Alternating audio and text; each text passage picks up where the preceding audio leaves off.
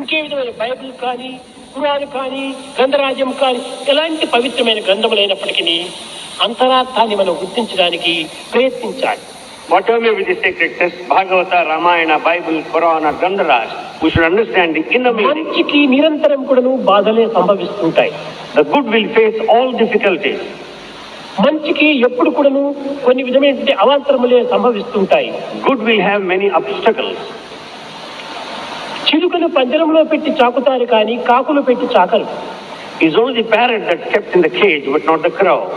అందమైన పక్షికి The beautiful బంధన bird ఉంటుంటారు. has got a protection. దాని యొక్క స్వరం కూడాను సుస్వరంగా ఉండేటువంటి దానికి బంధన ఉంటుంది. It's bound, kept in a cage because of melodious voice. కానీ కాకులకు బంధన ఉండదు. Crow is not arrested. దుర్మార్గులకి ఎట్టి బంధన ఉంటుండదు. Wicked people are not kept in any. సన్మార్గులకే బంధన, సన్మార్గులకే కష్టము, సన్మార్గులకే బాధలు, సన్మార్గులకే ఇక్కట్లు.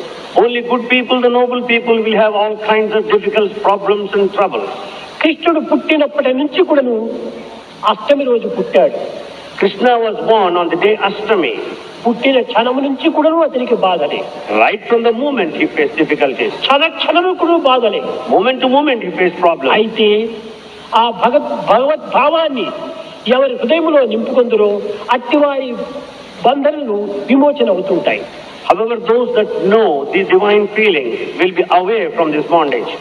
బంధనలో ఉండినటువంటి యొక్క వసుదేవుడు ఈ దేవకీదేవి తన నెత్తిపైన ఆ కృష్ణుడిని పెట్టిన తక్షణమే ఈ యొక్క వసుదేవుని బంధనలు విమోచనమైపోయినాయి. Vasudeva, who is bound, the moment Devaki Devi kept the Lord on his head, he is free from the chain. ఎప్పుడు భగవద్భావము శిరస్సులో చేరేనో అప్పుడు తన హస్తములకు గంచుకున్నటువంటి బంధనలు తెగిపోయినాయి. The moment the divine feeling entered into his head, he was completely away from the bond. ఎంతవరకు ఈ కృష్ణుని తలపైన పెట్టుకొని పోయి తిరిగి రేపల్ల చేరేంత వరకు ఎట్టి బంధన లేదు వసుదేవునికి. Vasudeva had no bondage until he reached Repalla, carrying Krishna on the head. అక్కడికి వెళ్లి యశోద ఇంట్లో దింపినాడు. He just put down at the residence of Yashoda. తిరిగి స్వస్థానములకు జైల్లో వచ్చి చేరాడు. Later he returned to jail. సహజంగా బంధనలు ఏర్పడిపోయినాయి. Naturally was bound. దీని యొక్క అంతరార్థం ఏమిటి? What is the inner significance? భగవద్భావము మన హృదయంలో ఉండినంత వరకు కూడా మనకి ఏదీ బంధన లేదు. Means so long there is divine feeling, you are not bound. భగవంతుని వదిలిన తర్వాత సర్వము బంధనే. The moment you leave Lord, everything is bondage. ఇలాంటి పవిత్రమైనటువంటి యొక్క దివ్యత్వానికి అనేక విధమైనటువంటి అంతరార్థాలు ఉంటున్నాయి. Such sacred divinity has several inner significance meaning. ఈ కృష్ణుని చంపడానికి అనేక విధమైనటువంటి ప్రయత్నములు చేశాడు ఈ కంసుడు. Kamsa made many efforts to kill Krishna. కానీ ఒకరికి చేతి చిక్కేటువంటి వాడు కాదు భగవంతుడు. But God will never be in the hands of anybody.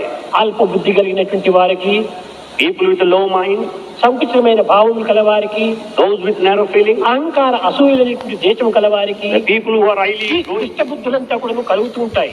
they will have such wicked feelings. కానీ తన దుష్ట బుద్ధులు తనకే ముప్పు, కానీ భగవంతునికి ఎట్టి ముప్పు రాదు, అతనికి మెప్పు మాత్రమే పెరుగుతుంది. The wicked feelings will put down the fellow who has got the wicked feelings, but it will uphold, bring up God.